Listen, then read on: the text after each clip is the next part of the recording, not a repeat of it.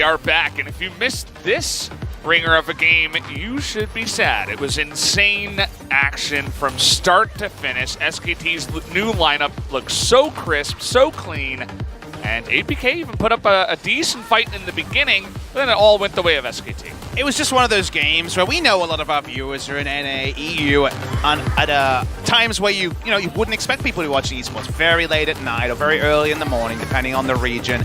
And you definitely feel vindicated out this one. It was worth staying up to watch APK Prince versus SKT and SKT's big debut. I love all the personal stories, Mickey trying for the styling, the counter ganks though. The fact that SKT so often, like 9 out of 10 times, SKT was one step ahead. And that is the part which, with this little amount of practice, remember, Faker was up at All-Star. Yes, the roster could have been practicing with Gori, the substitute mid laner, but it's a very, very different thing. With this little amount of practice, already you're like, damn, there's some flying V Mighty Duck stuff going on here with SKT and their debut. Faker's 17,000 damage. Guys, if you're joining into the KeSPA Cup today, Ezreal usually wins by about 10,000 damage over everyone else because he's quite broken at the moment. So 17,000 Lissandra damage lets you know that Faker had a day out.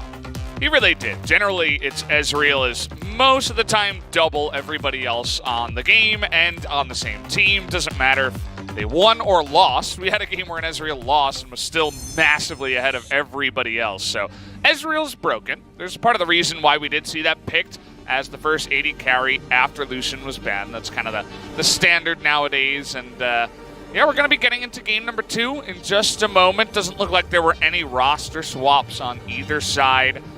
None of the 10 other players, the 10 subs total from both of the teams included coming in. A lot of teams have taken the showcase approach of look at all our new, cool, shiny new players, but surprising to me, Haru doesn't get a game, right? This guy was at Worlds as a starter for Gen.G, and while he might want to forget that right now, it's a bit too close to the Worlds that Gen.G kind of stunk up the joint a bit.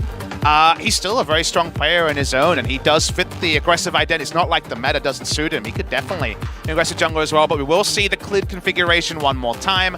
Cool story is, because SKT had such a poor summer season, they played from the first round, so we're going to see a lot of SKT over this tournament, so a lot of chances to maybe give an entire series to someone like Haru or Crazy in future matches. So we're going to stick with this one, sticking with this man, and probably will be the on-screen coach for the majority of the year for SKT in old Najin White Shield AD carry. Zephyr, one of the players that actually in that Worlds qualifier 2014 was one of the reasons that Najin Shield took out SK Telecom T1 and stopped them from making Worlds that time. Now he's back on the lineup. The second time it goes out, and we're back with another set of pick and bans. We're back here, guys. SKT this time going to be on the blue side, so we should see some differences in the picks and the bans and how everything gets in. Where would the Ezreal priority be? Will the Cassiopeia make it through? All these questions and more to be answered. If the Flex Assassins, the world smorgasbord of Aurelia, Aatrox, the champions like that are gone, I'm trying to think about what's the first pick, because there's been a lot of first picks that we kind of shake our head. Before we had Nico globally banned, we were like, not liking the Nico first pick. The Thresh seems like a reach as well, when things like Alistar are often up there. Ezreal's one where I feel like you could always consider it, especially if you have someone like Teddy, who made his name on other champions, the Sivers, the Fountain Laser, and of course some of his other players, but he had one of the best Ezreal games ever, a 27-minute game in, I believe it was the summer season, where he had an outrageous amount of damage done very early. It was a super hard carry performance. I forget which team it was against. Maybe someone can tweet it at me. And he can still just play the Ezreal that usually Bang was going to be the one picking up those shoes. So I think Ezreal first pick's a possibility. But there's a lot of stuff out there. Klid had to watch on as Xin Zhao did his thing early, but then had some nice moments with counter ganks on the Xin Zhao. And so far, we're going very much tier list. The tier list picks have been taken away. It's kind of been the name of the game. I feel like the stronger the teams are in the game, the more you'll see the tier list picks, whereas with some lower level teams, maybe you just want to ban away the, their kind of one-trick champions, and we've been seeing a little bit of that earlier on in the KeSPA Cup as well. But as you mentioned, kind of going by the book here, there are a couple of things that are going to be left open. Notably, the Alistar is going to be banned this time, rather than APK having a chance to pick that on their first rotation. That screams to me Mata Thresh first pick. That is why you would ban the Alistar. That's my first thought. Unless something else they really want is also there. So if it's tactical, or if they just want the Thresh, Thresh could be considered as a ban, but everything's on the board. The Cassiopeia or Thresh. Maybe that was the deal, we're not sure. And maybe they're shaking out further. Lucian, Thresh, those are ones you can consider. Lucian wasn't available in the previous game, would be taking over the Ezreal, and okay, now we know SKT's tier list. Doesn't matter if he's got a Samsung white skin for the Thresh and other teams are first picking it. Lucian still going to have that reputation as first pick for SKT. Lucian just too good right now. Solo queue competitive, it seems like it's #1 by far. You just dominate a lane so hard that even if the enemy team does have that high damage Ezreal, you're going to get your turret pushed in first, and you're going to lose a lot as that Ezreal lane against the Lucian. So it does make sense to pick that up first. Another Xin Zhao game here for Kakao. They were happy with the way it went. He won the early game, I suppose, but then he stayed a little bit too often near the mid lane. Still looked good overall, I'd say. We saw the hover on the Kled, an old Ixu favorite. Ursu now, of course. I wondered if Mickey could play that one. It'd be a kind of interesting little adaptation. He's also a Singed player of many repute, but you're not going to take Singed this early in the draft. No. You need that as counter pick into something later on. So just flashing some Ixu favorites, but setting on the Thresh. So the Thresh priority is up there. You talked about Secret's Alistar in the first series. Good Alistar as well, but Alistar taken away. So they're going to take a win. They're going to say, okay, feeling good about Thresh, not really worried about any Thresh answers that Mata could potentially pull out. So definitely a lot to like about the first round, a lot to love about Faker's Lissandra. And while it's kind of in the Galio realm, there is kind of that thought you have in your head right now of, does Faker only use Aftershock? Kind of becomes in your mind, given he was a Galio player all of 2018. It is still a playmaker that you can burst super hard on, especially if people line up and take those extra passive ghost damages as well. So the solo lanes, they're going to be very sturdy on the side of SKT. Yeah, same thing. I mean, it worked in game #1. Why not just go for it once again? Kind of just going down the tier list so far is SKT. Good in terms of blind picks as well for what they have gone with here in those two solo lanes. So happy to pick those out here. They're going to hide the jungle and the support roles for now. What is APK going to pick up towards the end? Looks like we'll have Urgot Scion again. Here's another request, because, you know, it's kind of a day of requests. It feels like we're in a giving mood. It is the season to be jolly. We are, of course, in that festive season. Kind of want to see Zed before I go to bed. Wouldn't it be awesome to see Mickey lock in his famous Zed? You laugh, you scoff, and yes, it's not an ideal matchup, but wouldn't it be an ideal matchup for the viewers if we could see Mickey? He was known when he debuted on Rebels Anarchy for 2 champions that he would win games on straight up. Twisted Fate and Zed. Those were his 2 champions that basically everyone realized this team cannot win if they can't get Mickey on one of his big picks. And that's kind of a lot of burden if nobody else can deal with the fact you're taking 3 bans, but that was the reality back then for the side of Rebels Anarchy. They, of course, are now the Afrika organization, and Mickey long departed from that one. But it's just going to be the Scion, ostensibly for top. I don't think Scion mid fits the Mickey strategy too much, but he became an Orianna player against all expectation as his career went along. Looking at the bans so far, taking away some of Klid's fallback picks. If you're looking at what he's doing in solo rank, you're first initially going to say, damn, he's high elo, because he is top 10 right now, is Klid. The Lee Sin we know very, very well is going to be banned. The Kha'Zix that's become kind of the tournament jungler has been taken away again. If you look at Klid's most played, the Kha'Zix was the most played. The Elise, Nidalee, Gragas, Camille, Rek'Sai is with that. So we'll see if he goes to an old one like the Rek'Sai that he's mixed and matched at times, or if it is just another one, because we do know it's probably going to do damage, because damage jungle is what we're all about. Yeah, you notice the Ezreal ban comes in here. That is a very worthy ban. I mean, if you're coming in here and this is your first time watching 824B, you might have watched game 1 and said, hey, that's pretty strong. Yeah, it is. After Lucian, that is the next strongest. Gonna be curious to see what they will feel comfortable picking into that bottom side. Banned the last time. This guy loves his awesome dudes. Heimerdinger still hasn't won in Korea outside of Worlds, and we're getting the donger ostensibly in the bot lane. Shenanigans are definitely in full display on the side of APK, and now SKT. They need a support. Rakan was the choice for Mata, who went pretty damn deep under some turrets in game #1, so won't pass it up if we see it again. He's been hovering Pyke a lot, which would have been a fun one to see, given that Pyke in Korea has kind of been up and down. Nocturne was what I was kind of greedy for from Kakao, because of course he is the 2014 Nocturne of all time, and Klids are going to be farming on the Klid. It's a damage choice, but not one that fights pre-6, and maybe another window for APK to play around. Yeah, definitely an interesting one. It is going to be the first Nocturne of KeSPA Cup on the new patch, so excited to see what they can mix in there. Play Rakan next time. Here's the Pyke. Mata going to be going very aggressive on this pick. Been playing it in solo queue. I'm sure a lot of people have been flicking through the different SKT options when 10 players pop on their streams around 11:30 p.m. Korean Standard Time. I called for it, and this would be... this is surely what we're doing. Way. Fury got to play Heimerdinger. We're doing it. Mickey, you're so fine. Rock my mind and lock in that said. I want it so badly.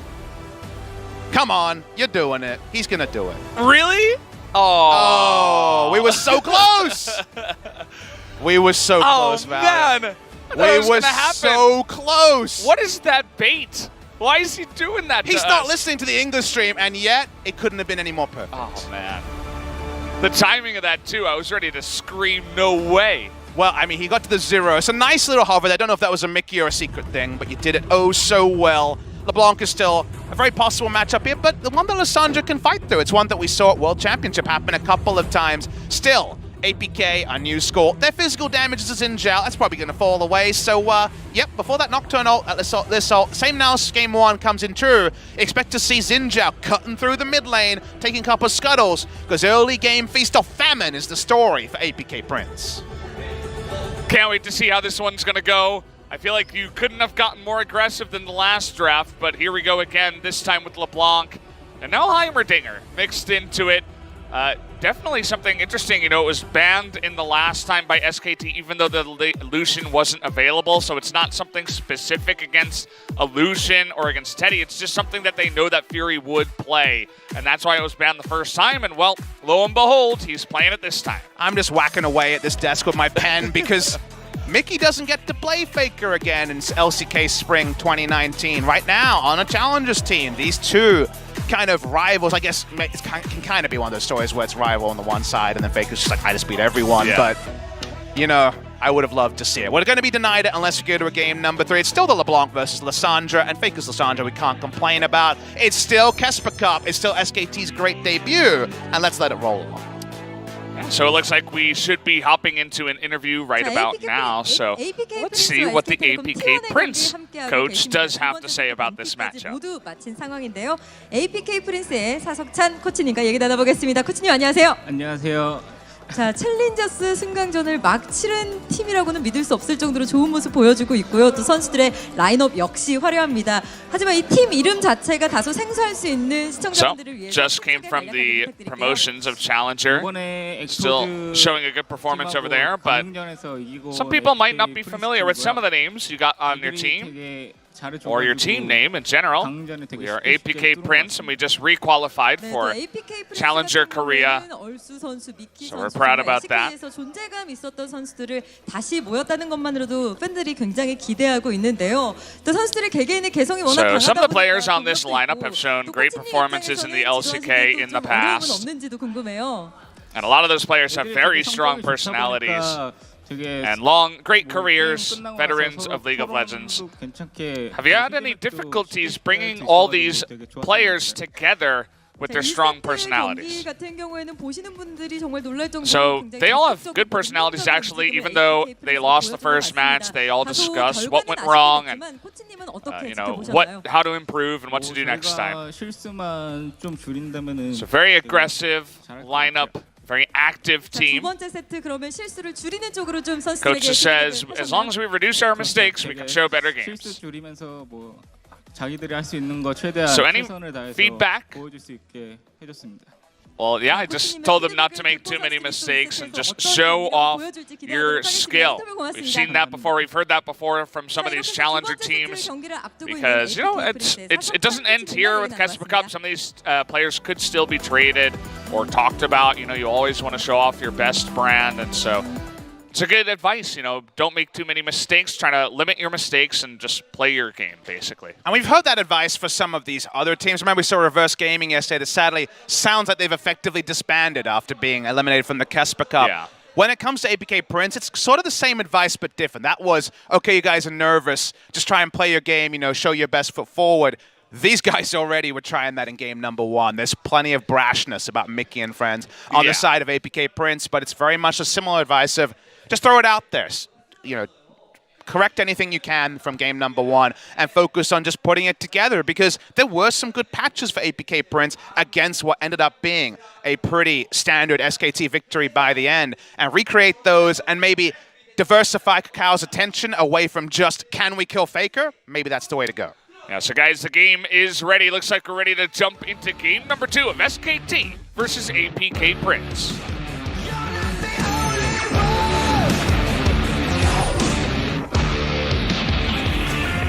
Here we go, game number 2 of this best of 3. The winner of this best of 3 will make it into the round of 8, where a lot of other strong teams here from the KeSPA Cup will be waiting for these 2 teams.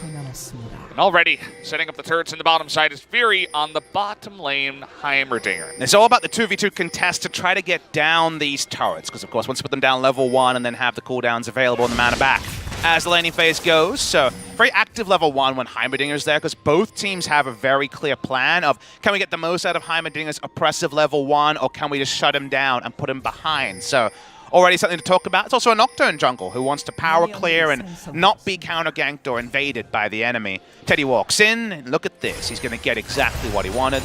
Gets all 3, of course, has to pass a double tap from the standard W level 1 on that Ardent Blaze. So early advantage SK Telecom T1. Music to the ears of the many SKT fans out there. Yeah, also interesting to see his summoners. Doesn't bring anything like a heal or anything like that on the loose. Just goes for the teleport. Had it on the Ezreal. It's a little bit more standard on the Ezreal, but that's just his style, Faker's just gatekeeping him out of lane. Can pop a potion charge early to get the extra damage. Mickey's going to be under half health before he even gets to a minion. And that's just auto attacks against LeBlanc, who should be pretty strong early on, but not so much at level 1. So already off to a good start here is Faker. He looks so happy, so content, I would say, in game number 1, even in just his play, but also on his face after the game. Seems like he feels comfortable with his new team. And look, I think a lot of people read a lot into the Faker situation. They talk about things like, what the burdens he had playing Galio, trying to cover for weaknesses, both at Worlds last year and, of course, 2018, the struggles they had. He definitely has full faith in the comrades around him. I don't know if he had a voice in it, but he now has the aces of other teams, as he mentioned in an Invent article, an interview recently, Cal, doing it, as I mentioned, the same double scuttle if he can get away with it. So you definitely play with less burden when you have Mata and friends around you, and with Mata, Teddy, Clid, and Khan, that is a 5-man roster where Faker knows if he's doing his job, there's plenty of other people who are going to make something out of that. It just removes so much of that pressure you were mentioning. He's able to play kind of that old style, the ultra-dominant mid laner. And we're already seeing it here in this game. Ultra-dominating Lissandra. Yeah. And, people look at this matchup and they're like, oh, yeah, of course, it's a counter matchup for LeBlanc. That's not actually strictly true. I think LeBlanc wins this matchup pretty hard pre-6, because a lot of the Aftershock Lissandra value was, well, you won't die, I guess. You got the self-ult and the Aftershock tankiness. You're not supposed to actually have a health advantage at every moment, but that's what we're seeing from Faker against an electrocute laner, because from outplaying Mickey super hard at level 1, he's got the lane control even before things are supposed to go his way. So, yeah, it's not necessarily panic stations, but it's not necessarily a great spot for Mickey. Yeah, it all comes down to that early level 1 before the minions even crash, as you were mentioning. You think about that versus a melee laner, it just puts you so far ahead. But even against any kind of champion, if you can get that kind of lead where you chip them down to half health, you're just going to win, especially because that kind of low cooldown Q that Lissandra does have allows her to win some trades against some certain champions, especially if Mickey wasn't able to do his combo, which he wasn't, based on that current situation. So going to be spotted, I believe, by this River Vision, and Khan was already getting the hell out of there. Yeah. You were talking about the pressure that Faker was feeling. He doesn't even have to be the carry anymore. There's so many other people on this team that can carry. Each member of this team has carried an entire team by themselves at some point in the past, and that's just music to his ears. And there's a very real chance that we check in at the end of spring as Mata walks up, just trying to create a bit of zoning here on the Heimerdinger, and see the most played Faker is Faker himself. Almost solo kills Mickey.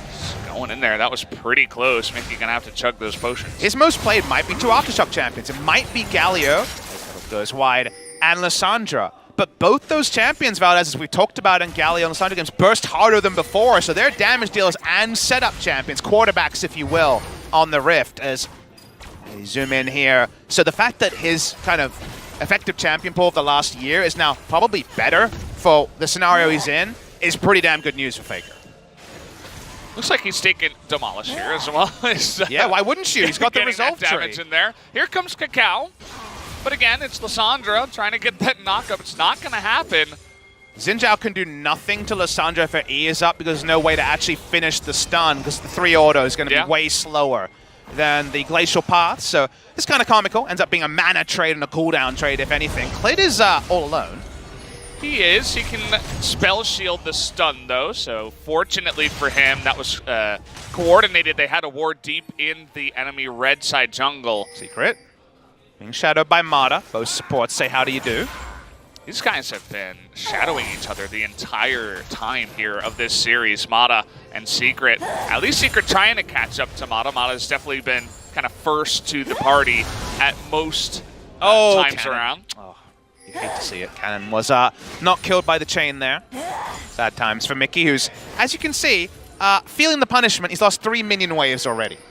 He's going back home. It's pushing into him as well, and he doesn't have teleport on this LeBlanc. It's just a disaster for him so far. So what happens when Faker's feeling good and he comes in, he demolishes you in the beginning. I mean, it is Lissandra up against the Irelia. But this time around, Mickey had his choice. What he could have gone for, decided on LeBlanc, and it hasn't been looking good. The closest thing to a professional victory for a Heimerdinger in a game in Korea, outside of the World Championships, of course, but in this Korea versus Korea competition, was the famous Jungle Heimerdinger game 6 years ago in NLB Promotions. Again, not technically a pro game, but of course qualified at the time GSG for a pro tournament. We still have never had a victory in Champions or LCK for the Heimerdinger. Fury trying to get something going here, and while he can lane very easily against the Lucian, I'd actually love to see just a locked-on stream of Teddy versus Fury to see how you lane his Lucian against Heimerdinger, given Heimerdinger caused so many teams so much trouble against G2 at Worlds, but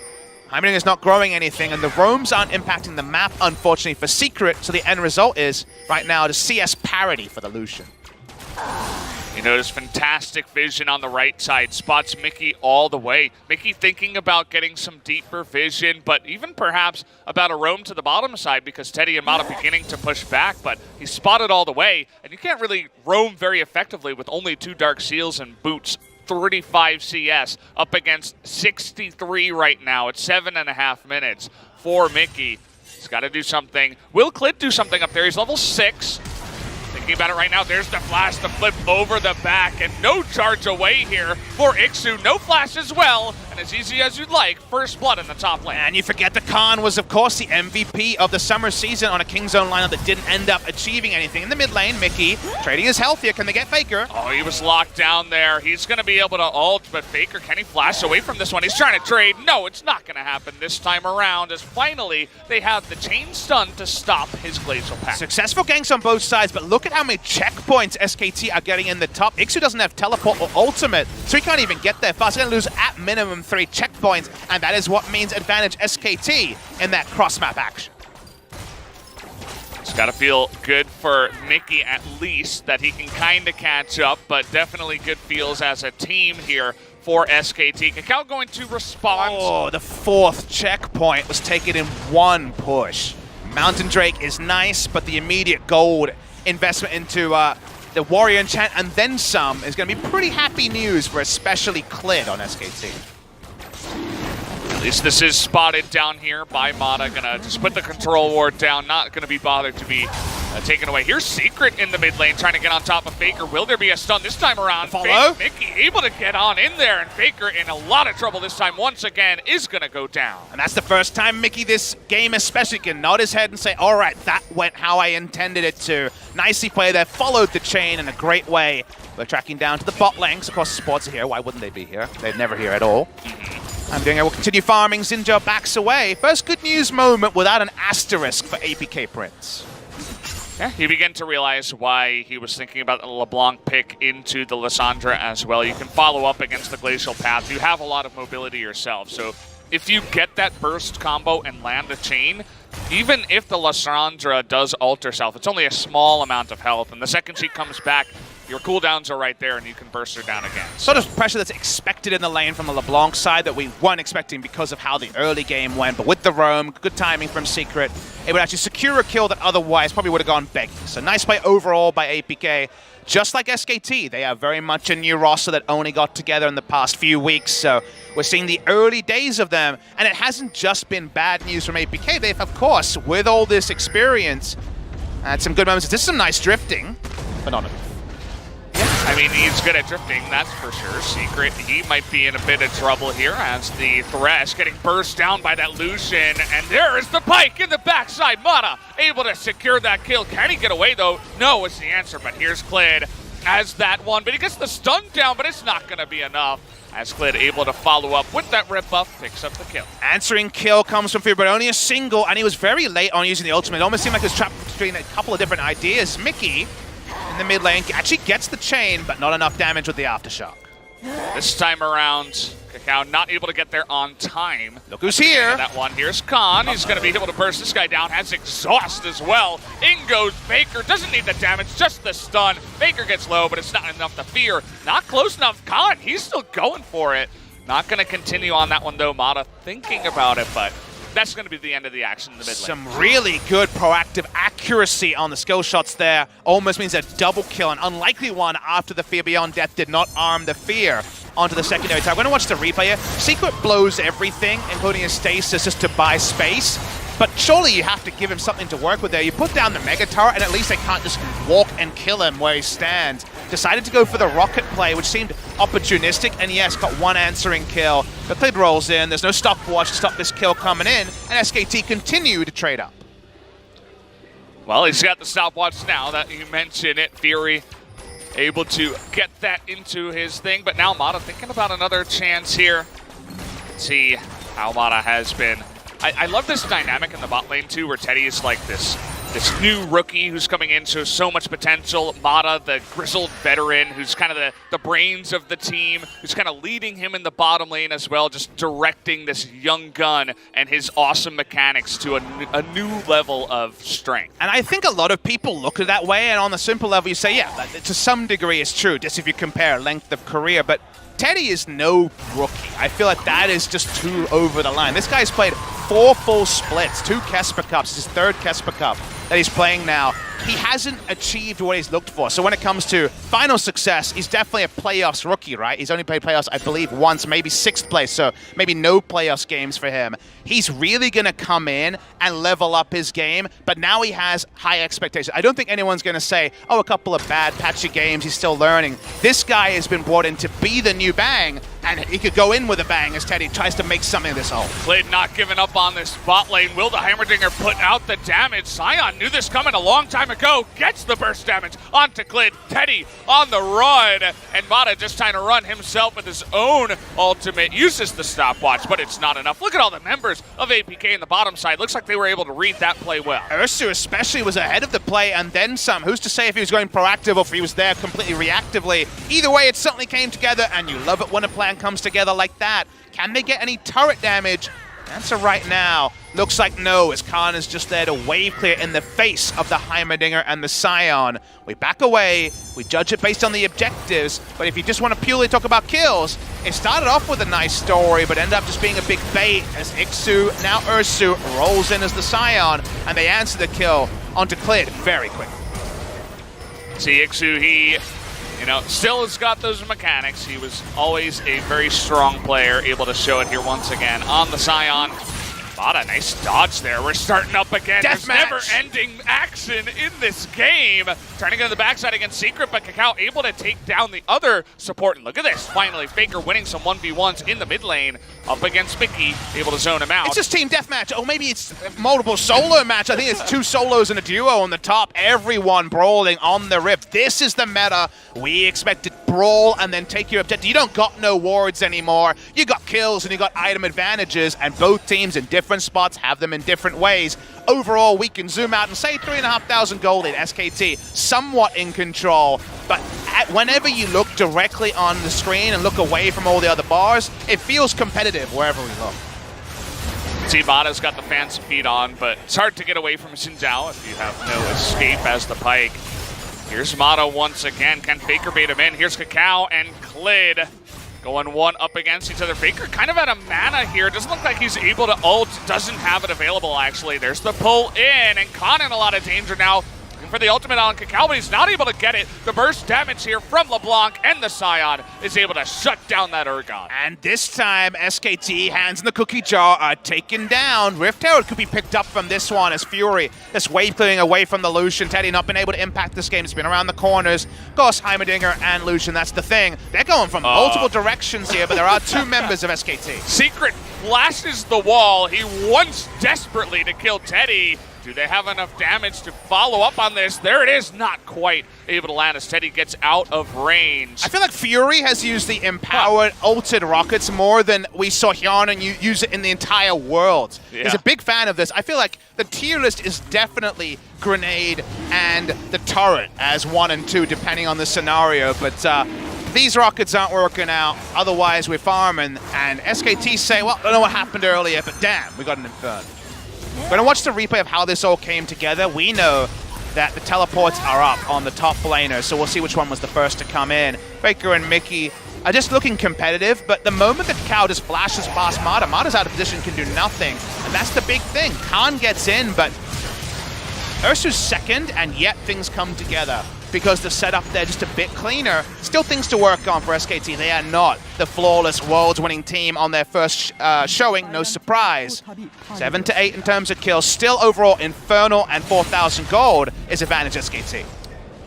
We didn't see it on camera, but Faker able to get the first blood turret up in the top side, so a nice chunk of gold to him. He's 0 and 3, but he's 50 CS ahead, 55 CS ahead of this LeBlanc right now, so not doing so bad in terms of his gold, as well as, you know, getting that first blood turret in this game. What we can say is that if we see the Lissandra draw LeBlanc to top side, then she's going to win out. 50 CS advantage between the two, about equal in gold, I guess, if you include the kills and things like that. But slight gold lead to Faker, I would say, overall, given that not too many turrets are in there. But if the LeBlanc doesn't go there, Resolve Tree, demolish, turrets go down. If he does go there, TP advantage. Because the laning phase went well, because there's a CS lead, there's no real good use of Mickey when it comes to dealing with Faker, and that means that Faker's likely to pick up chip advantages like out of turrets.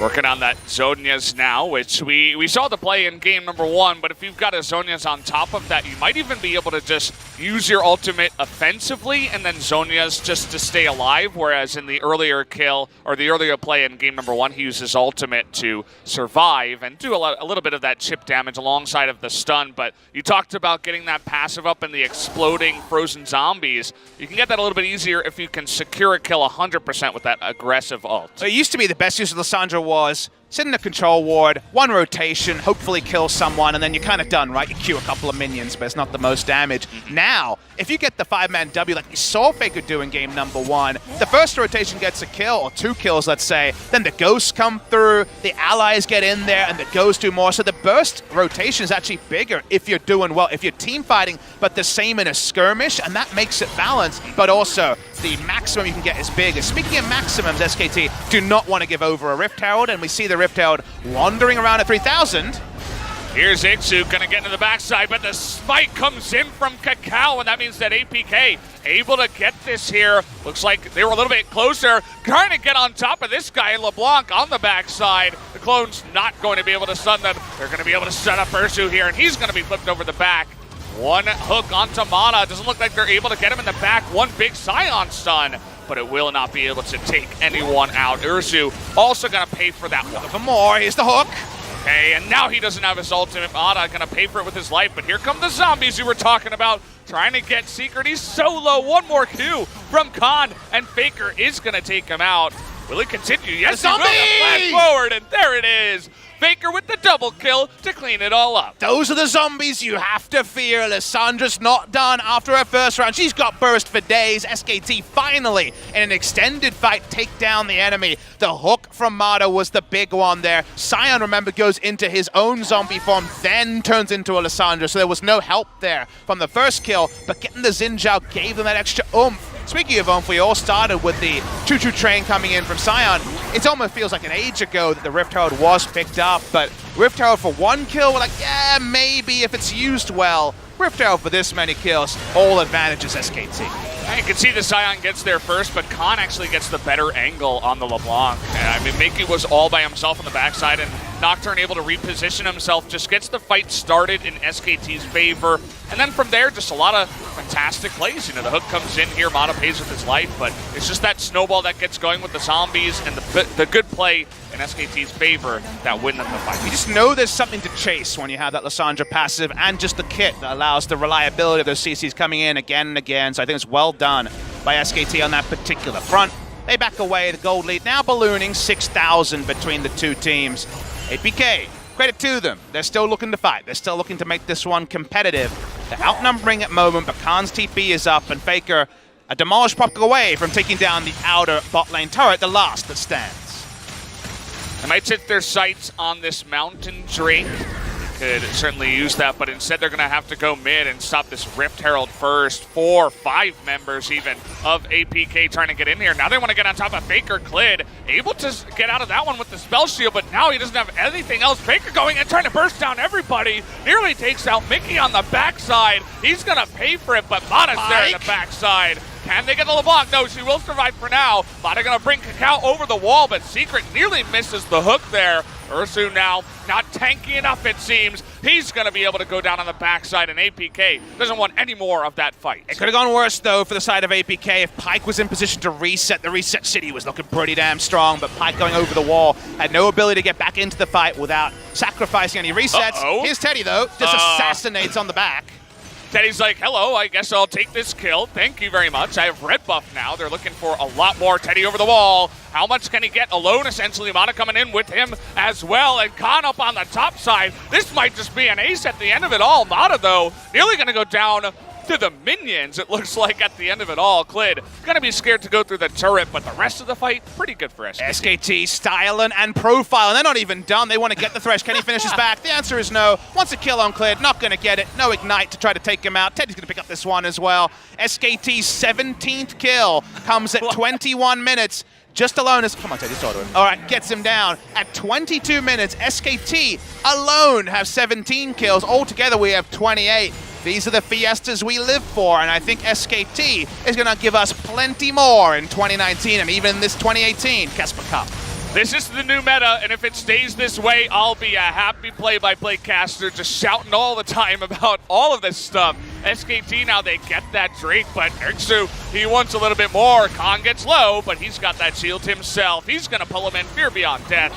Here comes LeBlanc, though. Mickey, did he go a little bit too far? 1 by 1, baby! In goes Nocturne. Can he take him out? Trying to look for him. There's the flash, and actually Teddy takes him out on the backside.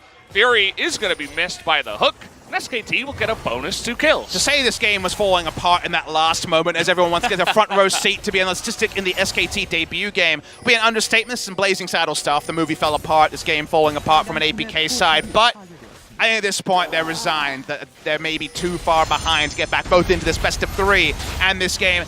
Consider this is 1v3 by Ursu, as LeBlanc is about 5 distortions away and doesn't have that many cooldowns to get in there. They can't even kill Khan, they turn on, and Hood says why not. The grenade, too late. Not sure about the mechanics from Fury. Stick with the bot lane, Ari in the bot lane. Kennen, how about another fight, Valdez? You go on with it. Well, Faker's going to say no. He's like, well, you know, I have a Matthias to take care of here. I can't be too aggressive. But Teddy, he does not have that problem. He's getting in. Faker going to join as well. And see you later. Down will go Kakao once again. 4th time this game. It's just never-ending action, guys. Will we see? The only question we can ask is more kills than minutes for SKT. I think the line is yes. Yes, definitely, maybe not, but yes, because we're at 20 and 23, and there's a couple of team fights left before this one goes into the history books. SKT around the Baron, they're going to start it up. APK, when can they get their first ward over? Mickey's definitely going to walk up. Does he have a control ward on him? Yeah, it looks like no. Looks like they have a small amount of vision here. The TP is going to come in, so they're committing to try to get in here, but they're not going to get the steal. The Rockets come out again and don't do much. Once again, the flash away from Ursu. That's just going to be SKT comfortably taking the Baron. And APK for the first time in a while say, all right, there's nothing to fight for. We will not initiate 1v4 against Baron. So they back away. SKT get what is probably the icing, and then so it feels like a second layer of icing. This is a really weird carrot cake with 7 different types of icing on top of the carrot. As it is 12,000 gold and Infernal and matching Mountains with Baron buff against You know, 5 players who had a pretty cool history in the LCK. Yeah, and, you know, after this game, that's what they might just be known for. We'll have to see if they stick together in the Challenger Series all together as a team, but we know that one of these teams will absolutely be in that situation. Faker, you just used your Glacial Path. You're not in a great spot. He's going to have to ultimate to get away from this one, but gonna miss that silent ultimate. Also has the Zonius to stay away forever. He's actually out of there. Doesn't look like Klid has the same luck, though. Teddy's here to say differently, though. He's so fed right now.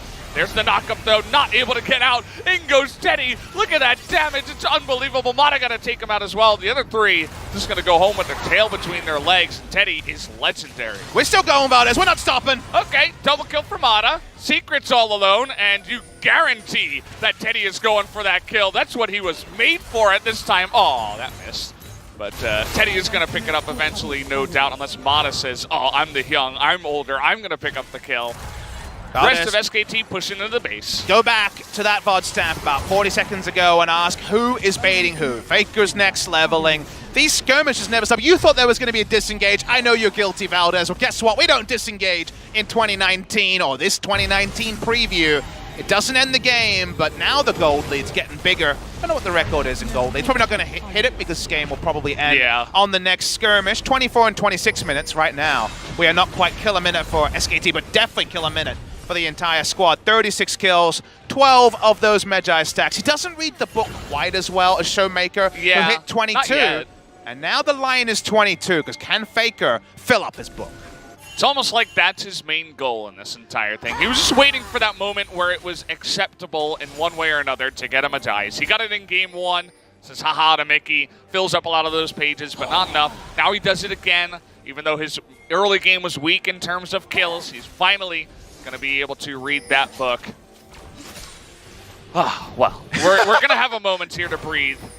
Do you remember when small moment. I remember when the LCK was a thing. You know, it was that artistic painting. You stare at it for a while. You write a thesis. You delete it a couple of times. We already talked about how you can't delete your teleports. Your messages to your crush, you have to ship them.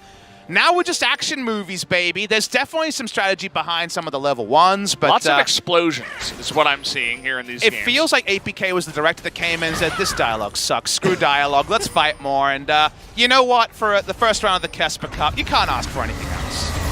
Speaking of which, well, it's going to be Sion saying, I fear myself, going back into the base. Teddy just looking to get legendary here. You know, he's 7-0 and 13 assists. Not even sure how that's possible on a Lucian. Faker just harassing on the front side. They want another inhibitor. They want 5 kills more than an inhibitor, Valdez. Well, yeah. APK not going to give it to them. Not this time around. Looking up here, looking for the way in, and Teddy just auto-attacking people's enough. That's supposed to be a tank, guys. I think it's supposed to be a tank. Well, Ursu doesn't have much anymore. He's going to go down. Khan nearly getting chunked out. Klid's going real deep for that LeBlanc. Kakao, Klid going to be hooked up in the end, but Kakao able to dash away, but in goes Teddy. He wants that double shot, and there he is. Looking for more. There's something to go in the Nexus here. He's going to get the Thresh in the end. Oh, guys. Oh, okay. Gets the one, but immediately gets blown up. Faker, he wants to kill. Can Teddy get it? No, he can't. Oh, he lives. In the end, he actually lives on the end, but the Nexus doesn't live. But our hopes for SKT are well alive. 2-0, 2 super aggressive games. What a fun series to catch. Those Frozen Thralls do not respect the Fountain Laser. They go straight through it, and the other Fountain Laser in Teddy is front row for SKT, taking down their opponents, APK Prince, in a very entertaining 2-0. That was the debut people wanted to see, Valdez. They wanted to see that SKT could be an early game team, that they could take their roster in a different direction and be assertive. They have watched, and honestly, this SKT faithful have endured an insanely disappointing year by their standards, and not even necessarily enjoyed the League of Legends their team played along the way. This is the new way, and while it will not necessarily rip through teams as easy as it did, the hot knife through butter may meet its match at a different level. It did not today, and all I will say about SKT is the same thing I said when the roster was announced. When this team dominates, they will 100% for certain dominate in style.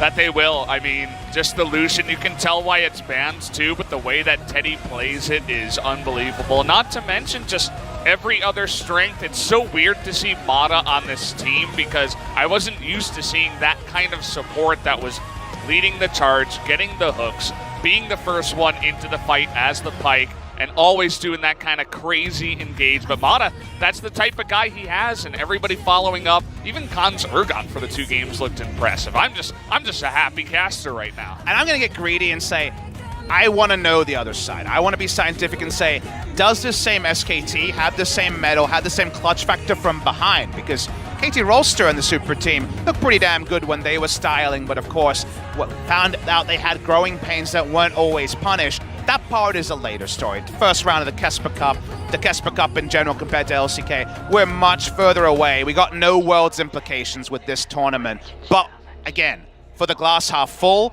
the style they can play with is something pretty unique to the array of talent they put together.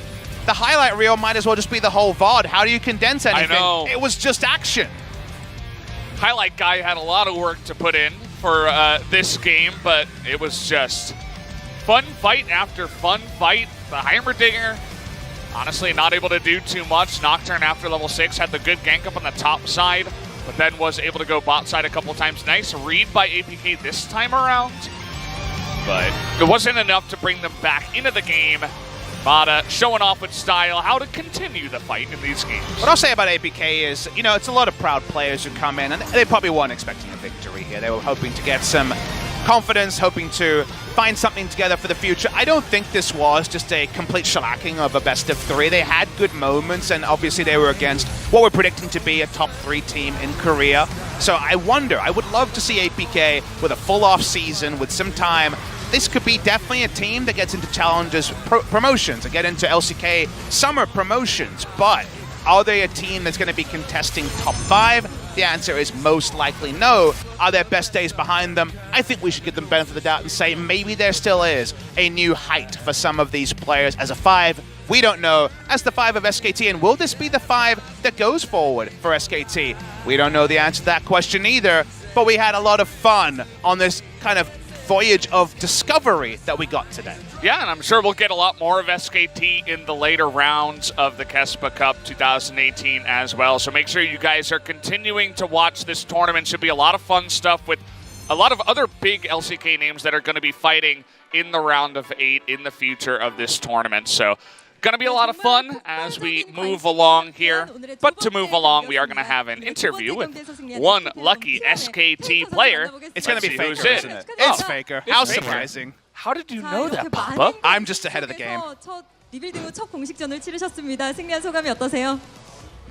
After rebuilding and having your first official match, how do you feel about the victory? We have a mindset to win the KeSPA Cup no matter what, so I'm really satisfied that we started off really strong. From now on, I think we're going to show only strong performances.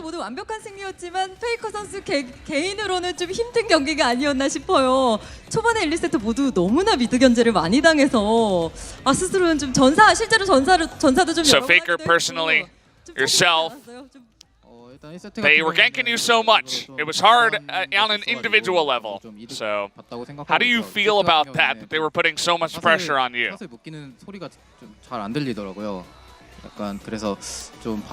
Honestly, I couldn't really hear the game sounds well, so I couldn't respond quick enough. Bit of shade there from Faker.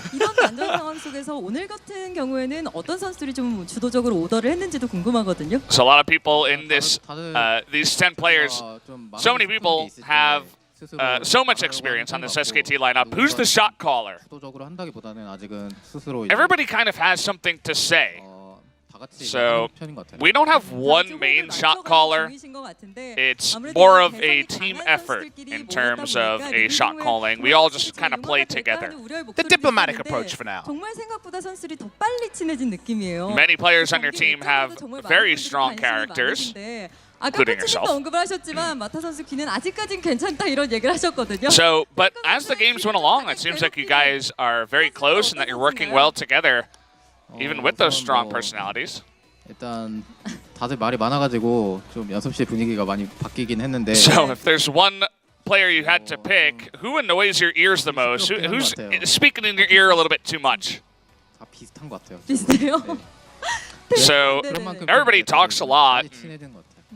Feels like it's more of like a friendly mood, but he doesn't want to pick one person out, even though Hyungkyung trying to pressure him there. He's like, no, you know, everybody's kind of just talking a lot 팀원들이랑은 다 친하게 지내고 있어요. on the same level. 특별히 두 선수와 더 친하다 이런 느낌보다는 Since I personally think that I have a close relationship with every single player on my team. Good sign. That's good. It says I don't have a particular player on the team that I am super close with compared to the other players. 팬들에게도 한마디 부탁드릴게요. Very diplomatic is Faker. 많은 분들이 경기 지켜봐 주셨을 것 같은데 감사드립니다. So fans in and outside of Korea, 보여드리도록 하겠습니다. any words to them? 오늘 승리 다시 한번 축하드립니다. Says thank you so much for supporting us, and from now on, I will continue showing only the best performances that are known from me as Faker and from SKT. Well, you know, they started off on the right foot, you could definitely say, Yeah. for SKT. Felt like new meta, felt like action, felt like a light at the end of the tunnel of the suffering that SKT fans went through in 2018. 7th place in LCK Summer, no more. Suddenly thrust into the limelight with so many great players joining the most storied organization in Korean esports. Faker himself walks past us, nods to a couple of fans, seems pretty happy, job done. Actually, between games, after the Game 1 victory, so I'm getting some selfies with fans trying to go to the bathroom. It's a different environment here compared to all the rules and the prim and proper of the LCK. SK Telecom T1 will face the winner of tomorrow's only game. So guys, join us tomorrow at 5 p.m. It's a bit of a Western connection to this one. BBQ Olivers, most recently relegated from the LCK against the ES Sharks. BBQ Olivers, most well known for their coach right now, of course, LS, former LCK caster, is one of their coaches next to Mark Noon, former LCK player. That's a really cool connection. And the first ever imported player in Korean League of Legends, their jungler Malice, coming over from Sweden, should be playing. He's the only listed jungler as far as I know, so there's a lot to look forward to in tomorrow's game. It's going to be fun too because we're going to have our round of 8 rounded up, if you will. We're going to know who's playing SKT next. Is it the BBQ lineup with the Western connection, or is it the ES Sharks? You know, I think a lot of people are kind of on that SKT hype train, but you never know. And then we'll get to see all the other LCK top teams also play. Before we go, I'm going to tell you about a Christmas present I got you. Tell me. SKT's playing on Christmas Day. There you go. So guys, you don't want to miss that Christmas Day here in Korea. They'll be playing once again. But thank you once again for watching us. It's been a fun day of games. We'll see you tomorrow for more KeSPA Cup.